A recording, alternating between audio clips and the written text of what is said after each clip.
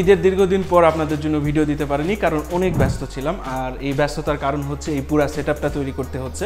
তো আপনারা যারা কল সেন্টার বলেন বা ট্রেনিং সেন্টার বলেন বা অফিসের জন্য সেটআপ করতে চান, পিসি, মনিটর, কিবোর্ড সব কিছু এই সেটআপ অনুযায়ী করতে পারেন, কারণ এখানে অনেক লো কস্টে পারফেক্ট একটি সেটআপ তৈরি করা হয়েছে।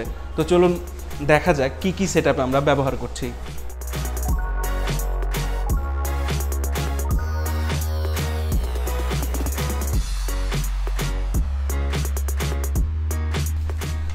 তো আমরা সিপিইউ হিসেবে ব্যবহার করছি এই মিনি পিসিগুলো।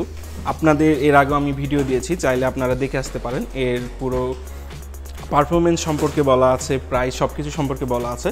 তবে এর কনফিগারেশন সম্পর্কে আরেকটু বলে নিই। এটা কিন্তু 8GB র্যাম, 256 SSD, 4 জেনারেশন।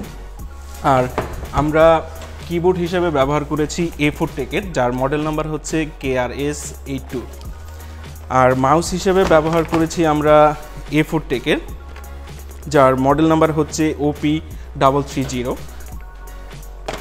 আর মনিটরের যদি কথা বলি সোহাগ, তো আমরা মনিটর হিসেবে যেটা ব্যবহার করছি সেটা হচ্ছে MI-এর একটি মনিটর, আর রেডমি কোম্পানির। তো সেটা আমরা মূলত হচ্ছে আনবক্সিং করলে যেটা পাবো,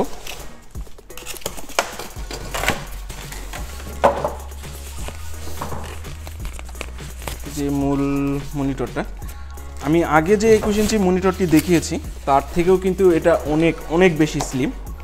তো এই আনবক্সিং করার মতো তেমন কিছু নেই, বা আপনারা যদি চান আনবক্সিং ভিডিও নিয়ে আসার জন্য আমি পুরো কমপ্লিট প্যাকেজ বা তার ফিচার সম্পর্কে আলোচনা করব।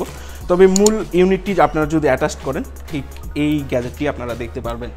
তো যাই হোক, এই ছিল আজকের ভিডিও। তো অনেক ব্যস্ততার মাঝেও ভিডিওটা দেওয়ার চেষ্টা করলাম। ভালো থাকবেন।